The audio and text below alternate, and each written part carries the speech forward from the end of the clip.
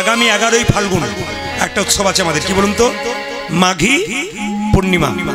বছরের ক নম্বর মাস? মাঘ মাস 10 নম্বর মাস নাকি, নাকি দশম মাস তো নাকি, দশম মাস।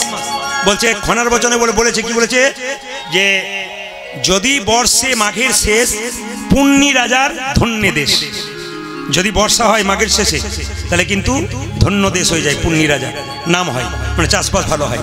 তা আপনাদের কাছে নিবেদন রইল, আগামী পূর্ণিমার দিন গৌতম বুদ্ধ তার দেহ প্রয়াণের কথা স্বীকার করেছিলেন। হ্যাঁ, তার ভক্তরা খুব কষ্ট পেয়েছিলেন, সেই দিনটা খুব দামি দিন। ওই জন্য আগামী মাঘী পূর্ণিমা আপনারা সবাই বাড়িতে নিরামিষ খাবেন। আর আগামী পূর্ণিমাতে আপনাদের কাছে নিবেদন রইল, যাদের দেখবেন আয়ুর্বেদ শাস্ত্র বলছে যাদের হাঁটু ব্যথা হয়, ফাইলেরিয়া আছে, দেখে নেবেন আপনারা। যদি অমাবস্যা এবং পূর্ণিমার দিনে অন্ন না খেয়ে যদি রুটি খাই, মুড়ি নয় কিন্তু, রুটি খাই দুবেলা, আর নিরামিষ খাবার খাই, সবজি প্রতি অমাবস্যা এবং পূর্ণিমা, তাহলে দেখবেন তাদের হাঁটু ব্যথা, অনেক ব্যথা, শরীরে যে ব্যথাগুলো বয়সকালে হয় অনেক দূর হয়। আমরা জানি কিন্তু আমরা মানি না। এই জন্য আপনাদের কাছে নিবেদন রইল, আগামী মাঘী পূর্ণিমা আপনারা মানুন, দেখবেন আপনার জীবন সুন্দর হবে। হরে কৃষ্ণ। চেত দর্পণ মার্জনং ভব মহাদবাগ্নি নির্বাপনং শ্রেয় কৈরব চন্দ্রিকা বিদ্যাবোধি জীবনং আনন্দ বুদ্ধিবর্ধনং প্রতিপদং পূর্ণামৃত সাধনম সর্বাত্মসপনং পরং বিজয়তে শ্রীকৃষ্ণ সংকীর্তনম। মায়েরা, আপনারা যে কীর্তন শুনতে এসছেন, প্রথমে আপনাদের আয়নাগুলো পরিষ্কার করতে হবে। আপনারা প্রশ্ন করছেন কোন আয়না? বাড়ির আয়না না, প্রত্যেকের কাছে একটা করে আয়না আছে। এ আপনারা বলেন না মনেরই আয়নাতে, না, চেতনার আয়না আছে। এই চেতনার আয়না যার পরিষ্কার আছে, তার সবকিছু নিতাই গৌর হরি বল। জেনে নিন, বাজার থেকে যে আয়না কিনেছেন, ও আয়না বাড়িতে রেখেছেন, ওতে আপনার আমার সকলের মুখ দেখা যায়। কিন্তু এইখানে যে ভগবান একটা আয়না দিয়েছে, এটার নাম চেতনার আয়না। এই চেতনার আয়নাতে আপনার আমার মুখ দেখা যায় না, ভগবান কৃষ্ণের মুখ দেখা যায়। প্রশ্ন করবেন, শ্লোকে প্রথমে বলল চেত দর্পণ মার্জনং, চেতনার আয়নাটা পরিষ্কার করতে হবে। তাহলে বাড়িতে যে আয়না আছে, ও যদি ময়লা হয়ে যায়, কস্টিক সোডা দিয়ে একটু ঘষে দিলেন, চাপা কলের জল দিয়ে একটু ধুয়ে দিলেন, ও আয়না পরিষ্কার হয়ে গেল। তাহলে প্রশ্ন হবে, এইখানে যে একটা আয়না আছে, এই আয়নার নাম চেতনার আয়না। এই আয়না পরিষ্কার করতে গেলে কি করতে হবে? না, হরিনাম নামক কস্টিক সোডা আর নয়নের জল দিয়ে কেউ যদি ধুয়ে দিতে পারে, তা চেতনার আয়না পরিষ্কার। সেই জন্যে সংসারের জন্যে কেঁদো না, কাঁদিবে যদি তবে ভগবানের জন্যে কাঁদো, ভগবানের জন্যে কাঁদো। ভগবান বললেন, ভক্তের দুটো জিনিস সইতে পারি না, একটি চোখের জল, একটি অহংকার। জেনে নিন, চেত দর্পণ মার্জনং, যদি পরিষ্কার করতে হয় একটু কাঁদতে হবে। যে যত কাঁদবে তত তার মনের ময়লা বের হয়ে যাবে। হরে কৃষ্ণ। সংসারের জন্য কেঁদো না, কাঁদিবে যদি তবে ভগবানের জন্য। দু ফোঁটা চোখের জল ফেলবে, দু ফোঁটা চোখের জল ফেলবে। সংসারের জন্য কাঁদবে, ছেলের জন্য কাঁদবে, মেয়ের জন্য কাঁদবে, মেয়ের জন্য কাঁদবে। শেষে ছেলে মেয়ে প্রশ্ন করবে, তুমি আমার জন্য করেছো কি? আপনি মনে মনে ভাববেন, যার জন্য করি চুরি সে কিনা বলে চোর। সংসারের জন্য যত কাঁদবেন, জ্বালা বাড়বে, যন্ত্রণা বাঁধবে। সেই সময় চোখের জল পড়বে চোখের কোণ দিয়ে, সে জল স্পর্শ করলে গরম লাগবে, সে জল মুখের মধ্যে প্রবেশ করলে নোনা নোনা ভাব লাগবে। কিন্তু কেউ যদি সারাদিন কাজকর্ম করার পর নিরজনে বসে বসে ভগবানের চরণে দু ফোঁটা নয়নের জল দিতে পারে, নয়নের জল কেউ দিতে পারে। কেউ যদি কৃষ্ণ বলে, কেউ যদি কৃষ্ণ বলে একবার কাঁদিতে পারে, হে গোবিন্দ তোমার হলাম বলে, হে গোবিন্দ তোমার। ভগবানকে যখন সময় দেবেন সে 5 মিনিট দিন আর 10 মিনিট দিন, একবারে পাক্কা সময় দেবেন। ওই সময়টা আর কাউকে দেবেন না, ওটা মনে ভাববেন এটা আমার আর ভগবানের জন্য। কেন? একা এসছেন, একা যাবেন, যাবার সময় কেউ যাবে না। কীর্তন শুনতে এসছেন একাই, যাবার সময় 5 জন আপনাকে ডাকবে, কিন্তু আপনি মরে গেলে যদি ওদেরকে বলেন তুইও আমার সঙ্গে আয়, ও আর আসবে না। যাবার সময় একাই, আসার সময় একাই। সংসারের কর্তব্য কর্ম করবেন, আসল কর্তব্য ভুলবেন না। অন্তত সকাল দুপুর সন্ধে ভগবানের চরণে একটু বসবেন। যত ভগবানের চরণে বসবেন তত আপনার শান্তি প্রতিষ্ঠা হবে। আনন্দ বুদ্ধি বর্ধনং প্রতিপাদং পূর্ণামৃত সাধনম। এই জগতে কেউ যদি মদ খায়, আনন্দ পেতে পেতে পেতে পেতে লাংস, কিডনি, লিভার নষ্ট হয়ে যায়, তখন নিরানন্দের সাগরে পৌঁছায়।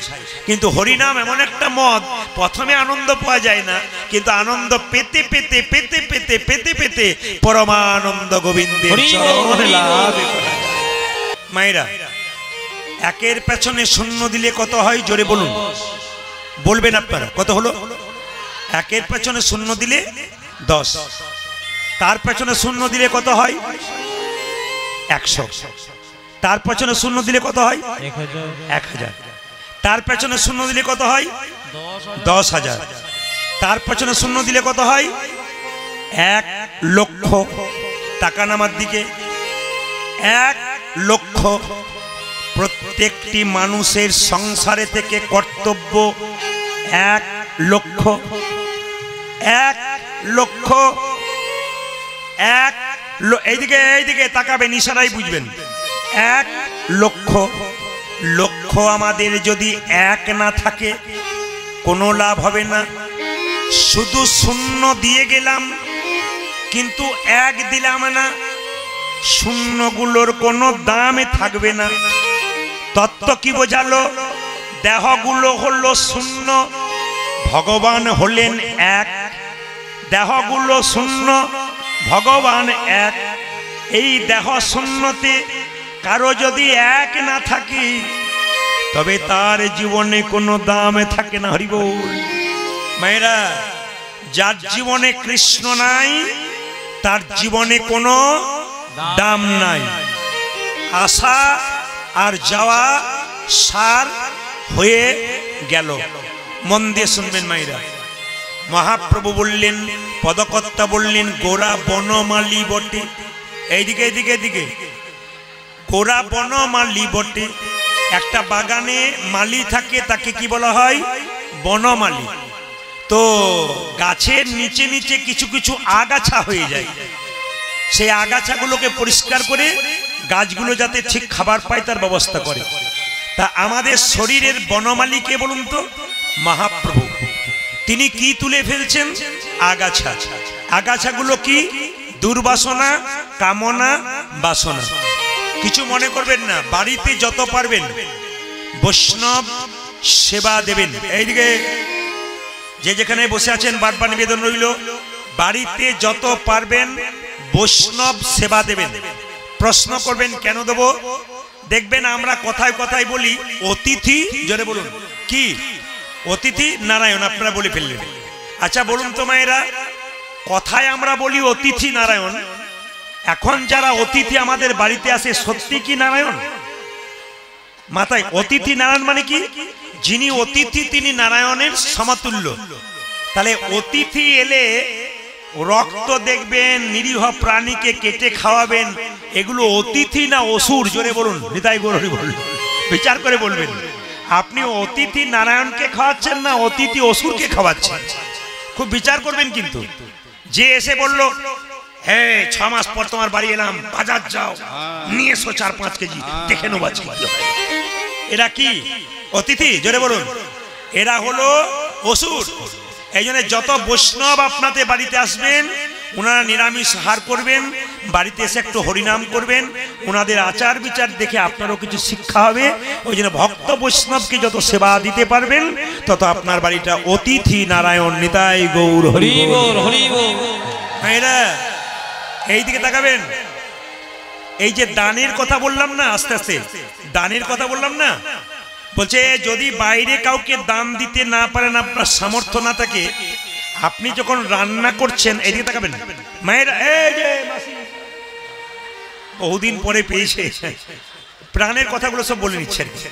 এই দিকে তাকাবেন, বাড়িতে রান্না করছেন, আপনি রান্না করার পর অন্নটা যখন নামালেন, ওটা তো নিরামিষ, শুধু ভাত যেটা নামাচ্ছ নিরামিষ, ওই অন্নটা তুলে এক ডাবু তুলে একটা থালাতে রেখে দিলেন। যে মারটা হচ্ছে মার, ভাতের মার ফ্যান যেটা, সেটা আপনার গরুকে খাওয়ান না, জোরে বলুন, তার সঙ্গে একটু অন্ন দিয়ে দিলেন। বলছে এটা কিন্তু বিরাট দান।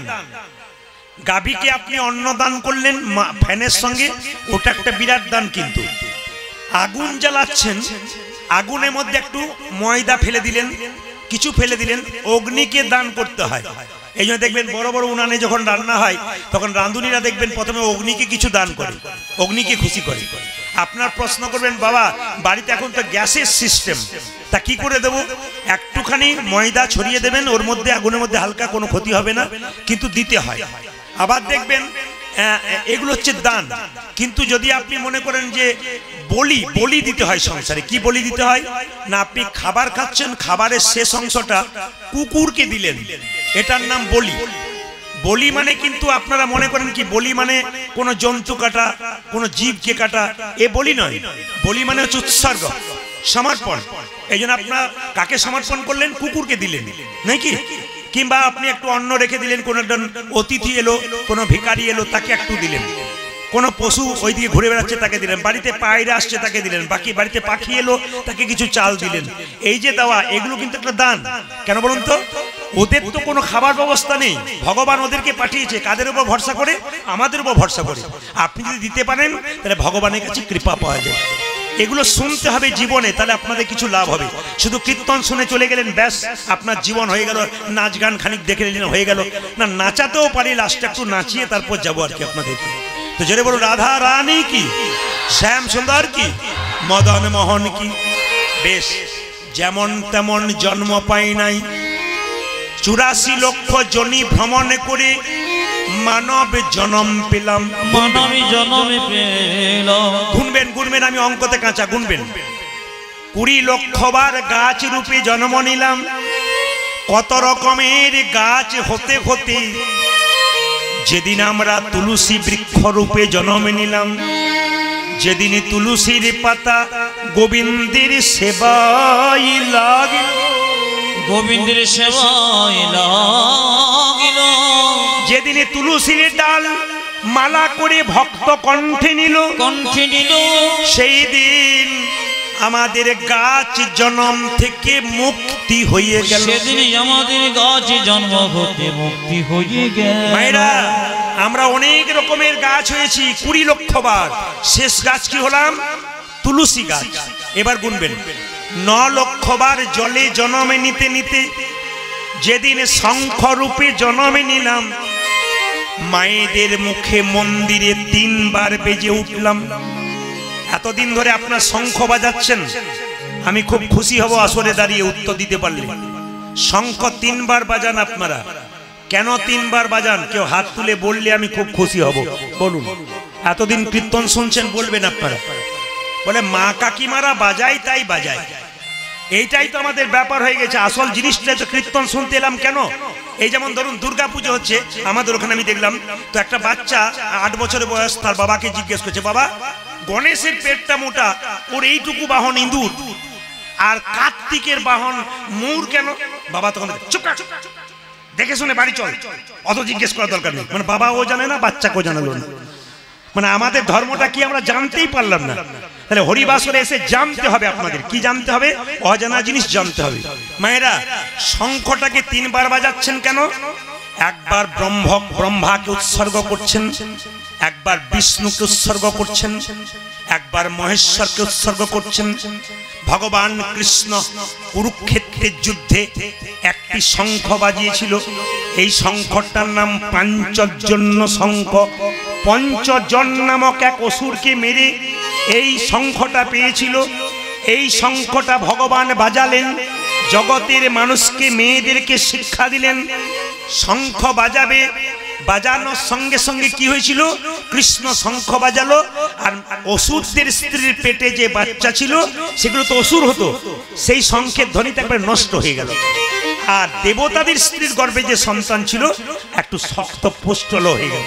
এর থেকে প্রমাণ কি? যখনই বাড়িতে শঙ্খ বাজাবেন অশুভ শক্তি দূর হবে আর শুভ শক্তির আগমন হবে। যদি বিজ্ঞানের দিকে যান তারও লাভ আছে।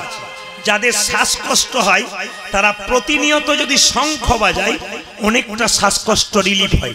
দেখে নিন, বার্লিন বিশ্ববিদ্যালয়ে বিখ্যাত বিজ্ঞানী বলেছিলেন যে শঙ্খের মধ্যে ক্যালসিয়াম থাকে।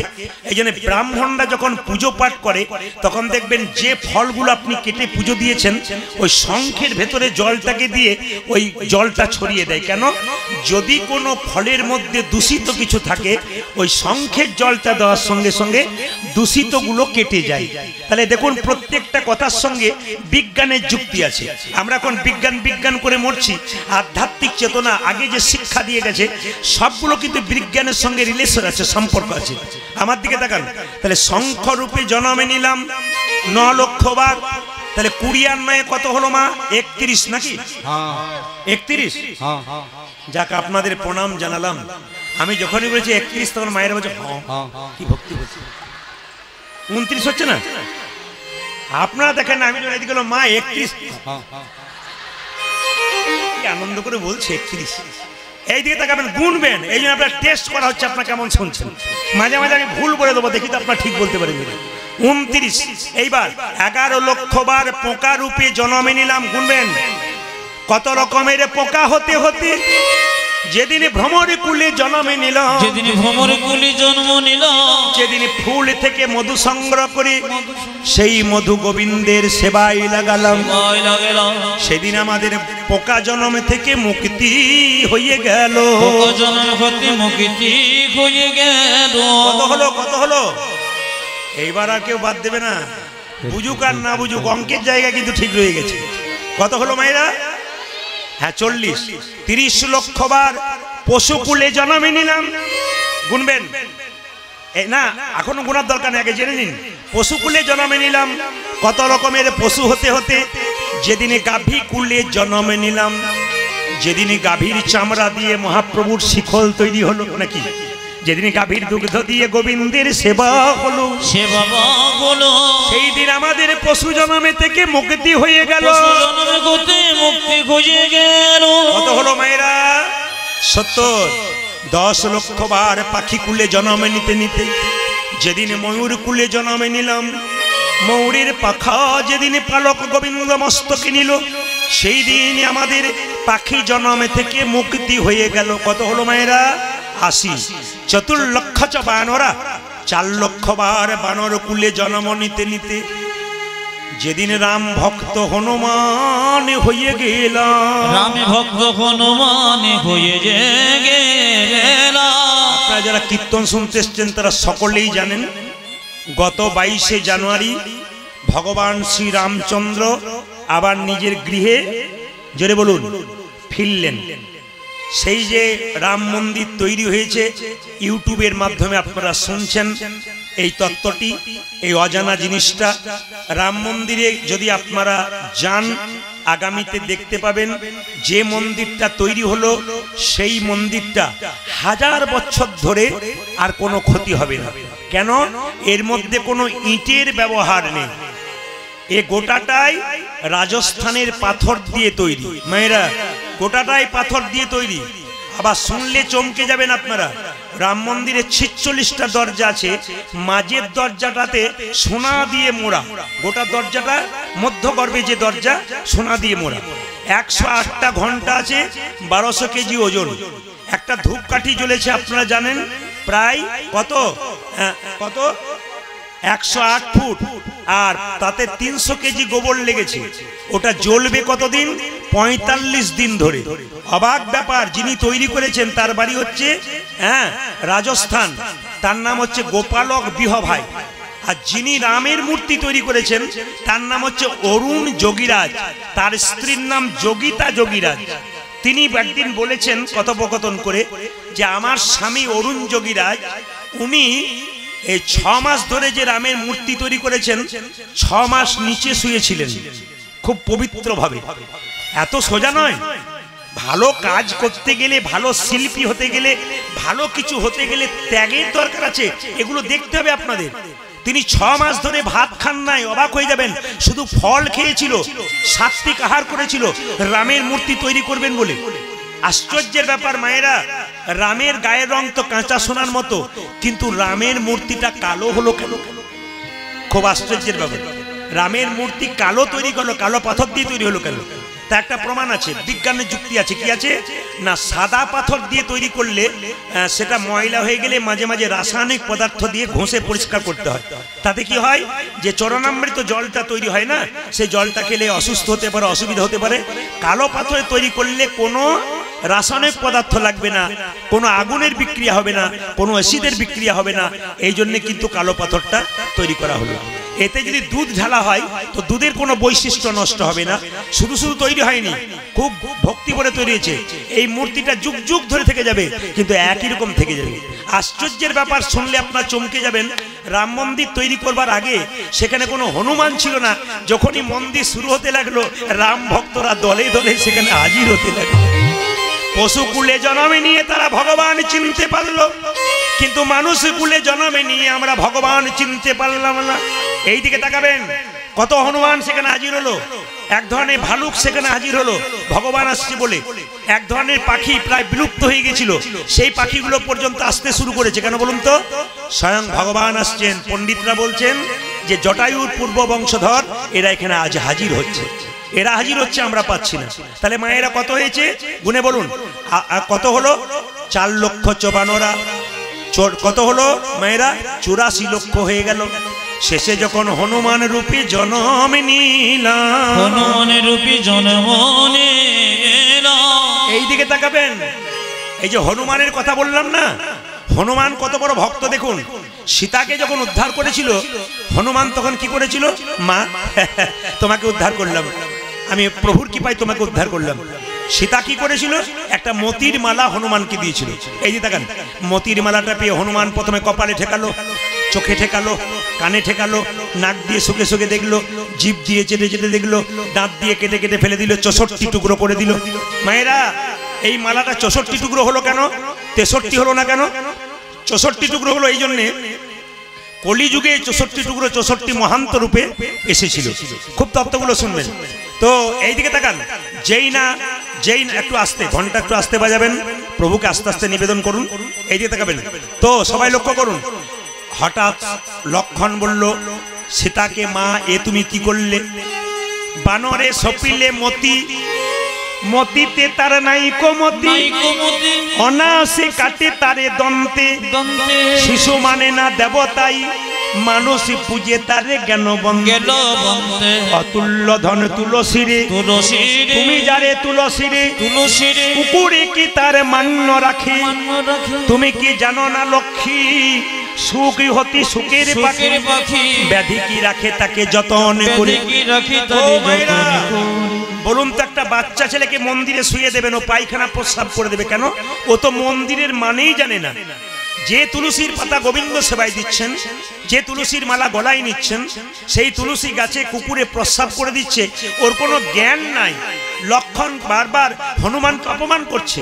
সীতা রেগে গিয়ে বলছে, তুমি ঠিকই বলেছো লক্ষণ, আমি মালাটা আদর করে দিলাম, দাঁত দিয়ে কেটে ফেলে দিল। এই হনুমান, এই মালা তুই অপমান করলি কেন আমাকে? দাঁত দিয়ে কেটে দি। মায়েরা, আমরা হলে রেগে যেতাম। হনুমান কত বড় বৈষ্ণব দেখুন। তিনি করজোরে বললেন, মা গো, তোমার দেওয়া মালা কি আমি কখনো অপমান করতে পারি? অপমান করিতে পারি? এ মালা তুমি যখন আমায় দিলে, প্রথমে মালা কপালে ঠেকালাম কেন জানো? কেন জানো? এ মালা তো যেমন তেমন মালা নয়, আমার মায়ের দেওয়া প্রেমের মালা বটে গো, প্রেমের মালা বটে যে গো। তাই প্রথমে কপালে ঠেকালাম, কানে ঠেকালাম, কেন জানো? কেন জানো?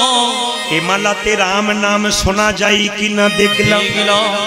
চোখে ঠেকালাম, কেন জানো? কেন জানো? এ মালাতে রাম দেখা যায় কিনা রাম দেখা যায় কিনা দেখলাম। নাগ দিয়ে শুকে শুকে দেখলাম, কেন জানো? কেন জানো? এ মালাতে রাম অঙ্গের গন্ধ পাওয়া যায় কিনা দেখলাম। জীব দিয়ে চেটে চেটে দেখলাম, কেন কেন জানো? এ মালাতে রাম চরণে তুলসীর স্বাদ পেলাম। পাওয়া যায় কিনা দেখলাম। মালাতে রাম নাম শোনা যায় না, রাম দেখা যায় না, রাম অঙ্গের গন্ধ পাওয়া যায় না, সে তো অলংকার নয় কলঙ্কের হার। তাই আমি দাঁত দিয়ে কেটে কেটে ফেললাম। লক্ষণ বলে, হনুমান রে, এতদিন আমার অহংকার ছিল, আমি রামের ভাই রাম ভগবান, আমার অহংকার ভেঙে গেল। বলে দে রে হনুমান, কি করলে রাম ভজন করা যায়? তোর কাছে আমায় শিখে নিতে হবে। তুই যে রামকে এত ভালোবাসিস, তুই কি হৃদয় মাঝে রাম দেখাতে পারবি? বলছে, হ্যাঁ দেখাবো। ওগো লক্ষণ, তুমি তোমার তীরটা দাও। যেই না লক্ষণ তীরটা দিয়েছে, হনুমান বক্ষ বিদীর্ণ করেছে। দেখা একা রাম নয়, দেখে সীতারামের যুগল মিলন, দেখে সীতারামের যুগল মিলন, রামের যুগল মিলন। ভগবান শ্রীকৃষ্ণ সুদামাকে বলেছে, প্রথম গুরু পিতামাতা যার থেকে জন্ম পেলি, সে যদি কেঁদে বেড়ায় আর আমাকে তুই সেবা করিস, তোর কোনো লাভ হবে না। কৃষ্ণকে ফুল দিয়ে পুজো করছিস আর নিজের বাবা মা খাবার পাচ্ছে না, কোনো লাভ নেই। মায়েরা এইদিকে তাকান, দেখবেন শ্রাবণ মাসে ছেলেরা সব বাঁক কাঁধে নিয়ে বাবা ভোলাকে জল ঢালতে যায়। বাবা ভোলা যেন বলতে চায়, হ্যাঁ রে, আমাকে তুই জল ঢালতে আসছিস। তোর বাবা যখন কষ্ট করে গ্রীষ্মকালে রৌদ্রে কর্ম করে বাড়ি ফেরে, এক ঘটি জল তার মাথায় দিয়েছিলি তো? যদি তোর জীবন্ত বাবাকে দিস, তবে দেওয়া সাফল্যতা হবে। আর জীবন্ত বাবাকে, জীবন্ত মাকে দিলি না, মা অসুস্থ অবস্থায় পড়ে আছে, এক গ্লাস জল চাইলো দিলি না, তোর কোনো লাভ হলো না। আমাকে যতই জল ঢাল, তোর কোনো কৃপা হবে না। আগে জীবন্ত দেবদেবী দুটোকে, বৃদ্ধ বৃদ্ধাকে যদি কেউ সেবা করতে পারে, তবে তার লাভ আছে। কিন্তু বড় বড় পণ্ডিতরা বললেন, ভালোবাসা হলো নিম্নগামী। শুনবেন ভালো করে, খুব দামি কথা। ভালোবাসা হলো নিম্নগামী, ভালোবাসা হলো নিম্নগামী। আমি আমার বাবা আমাকে ভালোবেসেছে, আমি আমার সন্তানকে ভালোবাসবো, তার সন্তান তাকে ভালোবাসবে, তার সন্তান নিম্নগামী, নিচের দিকে যাবে, উপর দিকে যাবে না। তার প্রমাণ কি? দেখুন, এখানে অনেক বাবা কীর্তন শুনতে এসছেন, ছোট বাচ্চা আছে, এত কাজে ব্যস্ত, বাচ্চা কোলে থাকে, তখন সঙ্গে সঙ্গে বলে, বাচ্চারা জিজ্ঞেস করে, বাবা তুমি কোথায় চলে? বাজারে চললাম। বল বল কি বলছিস? ওটা কি বাবা? ওটা পাখি রে। দাদা একটু পরে ফোন করছি, আমার ছেলে একটু জিজ্ঞেস। আচ্ছা কি বল? ওটা কি? ওটা ছাগল। বাবা ওটা কি? ওটা ফুল গাছ রে। বাবা ওটা কি ফুল গাছ? হাজার কাজের মধ্যে বাবা হাজার প্রশ্নের উত্তর বাচ্চার দেয়। কিন্তু বলুন তো বাবা, সেই বাচ্চাটা যখন যুবক হয়, বড় হয়, তার বাবা যখন বুড়ো হয়, বাড়িতে চুপ করে বসে থাকে, ভালো করে চোখে দেখতে পায় না, কানে শুনতে পায় না, তখন তার বন্ধুর, তার ছেলের বন্ধুরা যখন বাড়ি আসে, যদি বাবা একবার জিজ্ঞেস করে, খোকা কে এসেছিল রে? তখন কি বলে, চুপ করো, তোমার তাতে কি গেল, চুপচাপ বসে বসে থাকার খাও, তোমার তো জিজ্ঞেস করার দরকার নেই। বাবা তখন বলে, হ্যাঁ রে, আমি যখন ছোট ছিলাম হাজার প্রশ্নের উত্তর দিলাম, তুই একটা প্রশ্নের উত্তর দিতে পারিস না। বাবা বৃদ্ধ হলে ছেলেকে কতবার বারবার বলে, খোকা একটা রসগোল্লা সাদা মিষ্টি খাবার ইচ্ছা হয়েছে, একটা পান্তুয়া খাবার ইচ্ছা হয়েছে, এনে দিস। ছেলের এত কাজের চাপ, একটা পান্তুয়া রসগোল্লা বাবাকে এনে দিতে পারলো না। বাবা যেদিন মারা গেল, তার শ্রাদ্ধ কাজে 2000 লোককে পান্তুয়া মিষ্টি খাওয়ালো পেট ভরে। বাবা যেন ওপর থেকে বলতে চাইলো, খোকা রে, আমি যখন চাইলাম তুই দিলি না, আর আমার জন্য 1000 লোককে খাওয়ালি।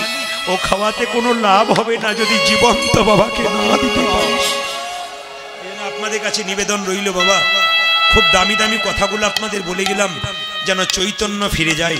জেনে নিন আপনারা, একটা মায়ের পেটে একটা বাচ্চা 10 মাস 10 দিন জায়গা হয়। মেয়েদেরকে ধাত্রী বলা হয়। পুরুষ যা পারে না, নারী তা পারে। এই জন্য মাকে প্রথম সম্মান দিতে বলেছে। হ্যাঁ, মাকে সম্মান দিতে বলেছে। মা হলো গর্ভধারিণী ধাত্রী। মা বাচ্চা ধারণ করতে পারে, বাবা পারে না। বাবাকেও সম্মান দেবে, মা হচ্ছে আগে।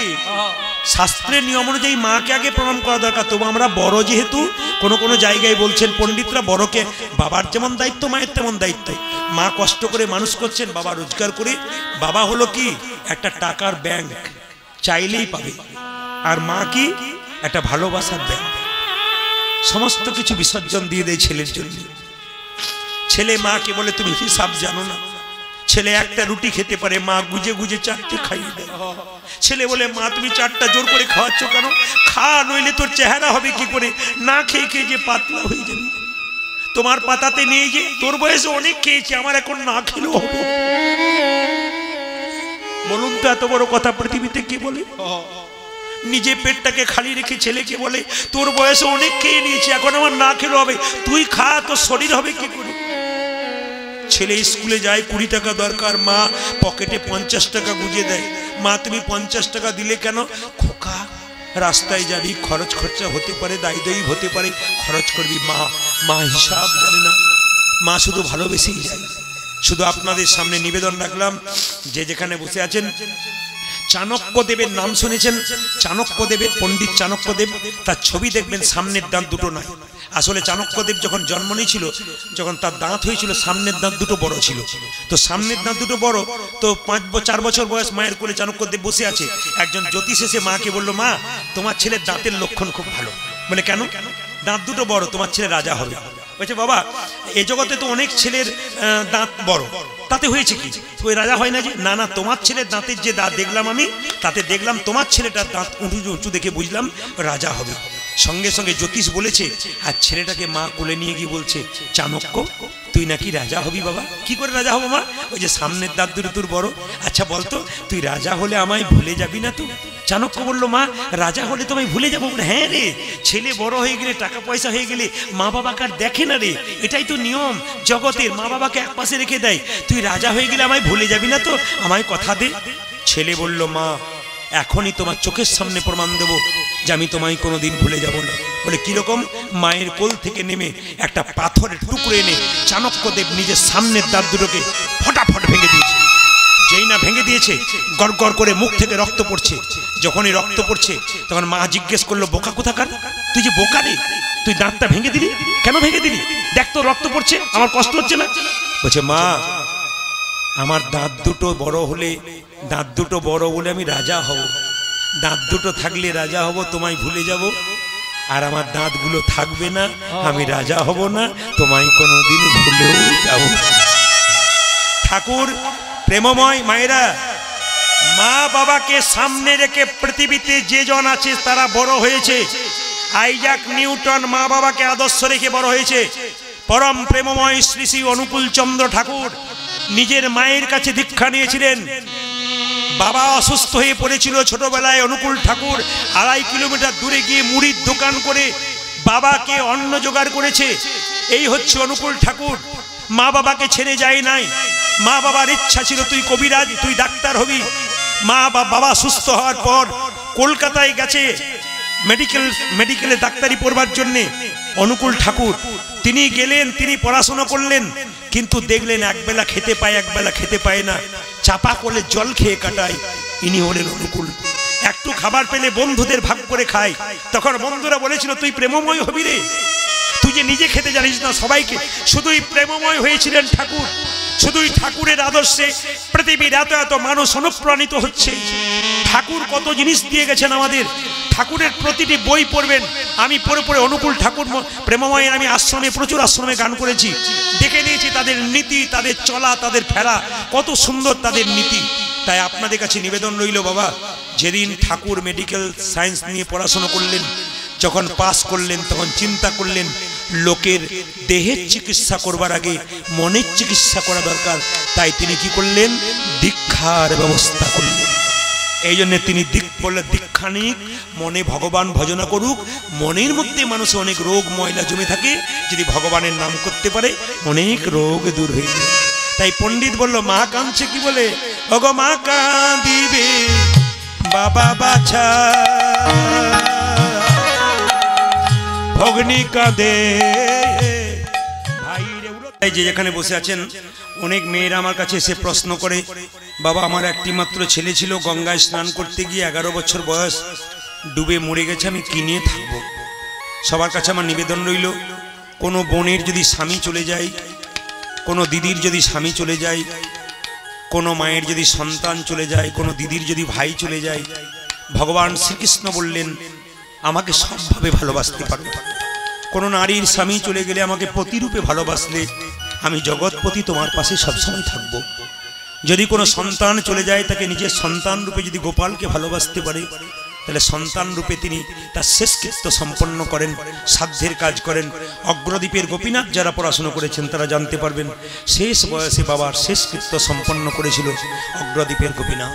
এই জন্য আপনাদের কাছে নিবেদন রইল, বাবা যে যেমনভাবে ভজবে আমি তার কাছে সেরকম করে যাব। কিন্তু একটা কথা বলে রাখি, এতক্ষণ ধরে আপনারা হরিবা আসরে অগণিত মানুষের ভিড়, এত সুন্দর দাঁড়িয়ে রইলেন আপনারা 3 ঘন্টা ধরে। আপনাদের কাছে নিবেদন রইল, একটাই কথা বলে যাই সবার কাছে। কোনো কোনো ভাই তো চোখের জলে ভাসলেন গোটা কীর্তনটাতে, দেখলাম প্রেম তার, ভক্তি তার আছে। এগুলো কিন্তু পূর্বজন্মের স্বীকৃতি, এমনি এমনি আসে না। আপনারা যারা ভক্তি ভরে কীর্তন শুনছেন, এগুলো এমনি এমনি শোনেন নাই, পূর্বজন্মের স্বীকৃতি। আজকে পাগলের মতো ছুটে আসছেন কীর্তন শুনতে, কেন? এটা পূর্বজন্মের স্বীকৃতি ছাড়া হয় না। আমি শুধু একটা কথা বলে যাব, যে যা করবেন করবেন, নিজের বাবা মাকে কিন্তু কেউ দূরে সরিয়ে দেবেন না। কীর্তনের শেষে আমাকে 1 টাকাও দেবেন না, প্রণামও করার দরকার নেই, দুঃখ থেকে নমস্কার করবেন। দানের একটা জায়গা আছে, এই জায়গাগুলোতে দান করুন, বিফলে যাবে না। বৈষ্ণব দরজায় গেলে দান করুন, বিফলে যাবে না। কিছু কিছু দান আছে মায়েরা, এইদিকে তাকাবেন, এই দানগুলো সৎ কাজে লাগে, ভালো কাজে লাগে। আজকে এই যে আপনারা আসতে পেরেছেন, এত সুন্দর লাইট, প্যান্ডেল, মাইক সবকিছু মিলিয়ে, সেবা মিলিয়ে এই জায়গাতে, এটা কিন্তু আপনাদের দেওয়াতেই হয়েছে।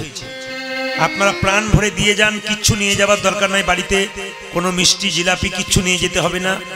আজকে আপনার না, সেটাও নিয়ে যেতে হবে, কারণ তার দোকানগুলো করেছে, ওদের অসুবিধা হবে, ওরা আবার শেষে গাল দেবে যে প্রথমেই বাধা দিয়ে দিয়েছে।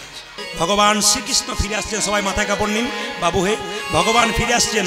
আর ভগবান শ্রীকৃষ্ণকে রাধারানী বলছে, প্রভু ওই না বেশে আইসো তুমি, দাঁড়াইয়ে রয়েছি, ওই না বেশে আইসো তুমি, দাঁড়াইয়ে রয়েছি আমি। ওই না বেশে আইসো তুমি, দাঁড়াইয়ে রয়েছি আমি। ওই না বেশে আইসো তুমি, দাঁড়াইয়ে রয়েছি আমি। আজ দোয়া বধূ লইবার তরে, আজ তোয়া বধূ লইবার তরে, দোয়া বধূ লইবার তরে, ও আজ তোয়া বধূ লইবার তরে। ভগবান ঘরে ফিরবে, তার জন্য কত আনন্দ বলুন তো। সবাই মিলে একটু করজোরে বসুন, সবাই মিলে। রবি যখন বইসে পাটে, মুই গেল যমুনার ঘাটে। আজ রবি যখন বইসে পাটে, মই যায় যমুনা ঘাটে। রবি যখন বইসে পাটে, মুই যাই যমুনার ঘাটে। রবি যখন বইসে থাকে, মুই যাই যমুনার ঘাটে। তোয়া বদন দেখিবার আসি, তোয়া বদন দেখিবার আসি, তোয়ার বদন দেখিবার আসি। তোয়া বদন দেখিবার আসি। আমার ঘরে কলঙ্ক, বাইরে কলঙ্ক, আমি ঘরের বউ। আমার নীল শাড়িটা পরতে মানা, যমুনাতে জল আনতে মানা, নয়নে কাজল পড়তে মানা। আমার এর মধ্যে কৃষ্ণ ভজনা করতে হয়। শোনো বধূ, আমি যখন জল আনতে যাই পুকুর ঘাটে, নদী, যমুনাতে কি করি, জলটা ফেলি আর ভরি। কেন? তোমার আসতে দেরি হয় বলে। লোকে আমায় দেখলে কি বলবে, কুলকামিনী বারবার দাঁড়িয়ে এখানে কি করছে। আমি জল ফেলি আর জল ভরি, জল ফেলে যারে জলে ভরি গো, জল ফেলি আর জল ভরি। আমি জল ফেলি আর জল ভরি। তোমার বদন দেখবার আসে, জল ফেলি আর জল ভরি। বধূ তোমার বদনে দেখবা লাগে, জল ফেলে যারে জল ভরি গো। তোমার বদন দেখবার আসে, জল ফেলি আর জল ভরি। তোমার বদন দেখবার লাগে, জল ফেলি আর জল ভরি। চঞ্চল ধবলি শনি, বীর্য কত বনে বনে। ওগো চঞ্চল ধবলি শনে, ফিরছে কত বনে বনে। বুঝতে পেরেছি, তোমার মুখটা তো শুকিয়ে গেছে। চঞ্চল ধবলি শনি, বীর্য কত বনে বনে। আজ চঞ্চল বনে বনে, কত বনে। রসের বদন গেছে শুকাইয়া, বধূ রসের বদনে গেছে শুকাইয়া, রসের বদন গেছে শুকাইয়া। আজি রাতের বদন গেছে শুকাইয়া। এই যে আমার মন্দিরে গিয়া কর্পূর তাম্বুল ওগো খাইয়া, আমার মন্দির মাঝে কর্পূরতাম। এই যে আমার মন্দিরে গিয়া কর্পূর তাম্বুল খাইয়া। আজি আমার মন্দিরে গিয়া কর্পূরতাম বলো খাইয়া। এই যে আলি সকর হসে থাকিয়া আলি সকর হস ছাড়িও আলি সকর হসে থাকিয়া বধু আমার মন্দির মাঝে বিচিত্র পালঙ্ক আছে আমার মন্দির মাঝে বিচিত্র পালঙ্ক আছে আমার মন্দির মাঝে বিচিত্র পালঙ্ক আছে আমার মন্দির মাঝে বিচিত্র পালঙ্ক আছে আশেপাশে রসের বালি বধু আশেপাশে রসের বালি আশেপাশে রসের বালি আশেপাশে রসের বালি তাহাতে সুতিবে তুমি চরণ চাপি বইয়া তাহাতে সুতিবে তুমি চরণে চাপিব আমি তাহাতে সুতিবে তুমি চরণ চাপি বইয়া হাতে সুতিবে তুমি চরণ চাপি বইয়া দূরে যাবে বনের আলি আমার দূরে যাবে বনের আলি দূরে যাবে বনের আলি দূরে যাবে মনে রোজালি এই যে আজই আমি যাই ঘরে মায়ের যে আরতি করে আজ আমি যাই ঘরে মাঝে আরতি করে আজই আমি যাই ঘরে মায়ের যে আরতি করে আমি যাই ঘরে মাঝে আরতি করে সখাগণ করল প্রয়াস বধু শাখাগণ করল প্রয়াস সখাগণ করল প্রয়াস ওদাতে সখাগণ করো যিনি পদকর্তা পদ্মা লিখছে সবাই প্রণাম করুন কহে দাসী যদুনাথ পুরাও মনের সাথ আরে কয়েক দাসী যদুনাথে পুরাও মনের সাথ কহে দাসী যদুনাথ পুরাও মনের সাথ পাছে তুমি করহ গম বধু মাঝে তুমি করহ পাছে তুমি করহ গম মায়ের কাছে গেলেন কে প্রাণ গোবিন্দ কোন বনে গিয়েছিলি ওরে রাম কানু আজ কেন শুনে নাই তোর চাঁদ মুখের বেনু ক্ষীরসর নমনি দিলাম তবু তোর মুখটা শুকিয়ে গেছে কেন বাবা আয় আমার কোলে আয় ছোট করে বলে দিই তারপর একটা ভজন গাইবো আপনাদের জন্য সবার জন্য রুলু ধরে দিন মা কি করছে মা চরণ চেপে দিল আরতি করে নন্দরানী আরতি করে নন্দরানী আরতি করে নন্দরানী আরতি করে বালক মুখ হেরি রে আরতি করে নন্দরানী বালক মুখ হেরি রে আরতি করে নন্দরানী পঞ্চপদীবে হাতে লইয়া আরতি করে নন্দরানী পঞ্চপদীবে হাতে লইয়া আরতি করে নন্দরানী গোপাল মুখ হেরি হেরি আরতি করে নন্দরানী গোপাল মুখ হেরি হেরি আরতি করে পঞ্চপদীবে হাতে লইয়া আরতি করে নন্দরানী পঞ্চপদীবে হাতে লইয়া আরতি করে নন্দরানী পঞ্চপদীবে হাতে লইয়া আরতি করে নন্দরানী সবাই তাকান 8:30 বেজে গেছে বলে আমি পরবর্তী দল আসবে সবাই মিলে একটু হাত তুলুন ভগবান ফিরে এলেন আনন্দ হবেন আর রাধারানীর সঙ্গে মিলন করলেন সবাই একসঙ্গে হাত তুলবেন আসরকে মাতিয়ে দিন তালির মাধ্যমে একসঙ্গে সবাই আনন্দে ভক্তরা কি করছে রাধা গোবিন্দ মিলিত হলো ভাগ খেলছে একসঙ্গে ভগবান শ্রীকৃষ্ণের শরীরে ভাগ দিচ্ছে রাধারানীর শরীরে ভাগ দিচ্ছে হাত তুলুন বাজান তালি ধ্বনি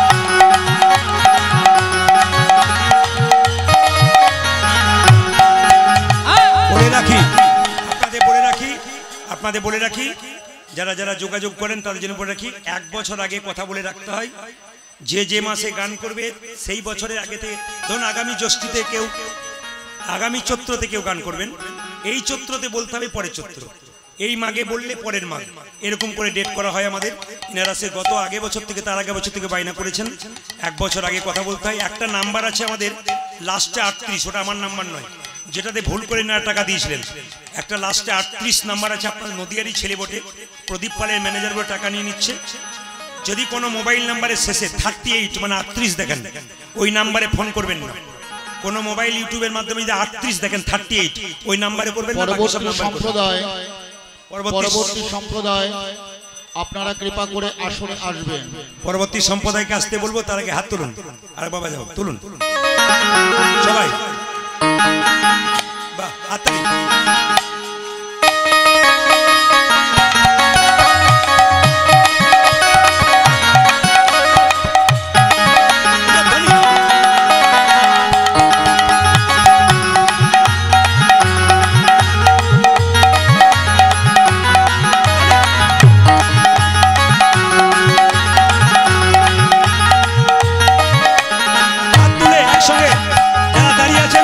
হাত তুলুন যারা বসে আছেন। এখন কেউ আসরে আসবেন না, এখন কেউ আসরে আসবেন না। যারা প্রণাম করবেন দূর থেকে টাকা দেবেন কমিটির ভাইকে, আমাকে নয়। হাত তুলুন। শ্যামল তনু যে হলো আবির বাবা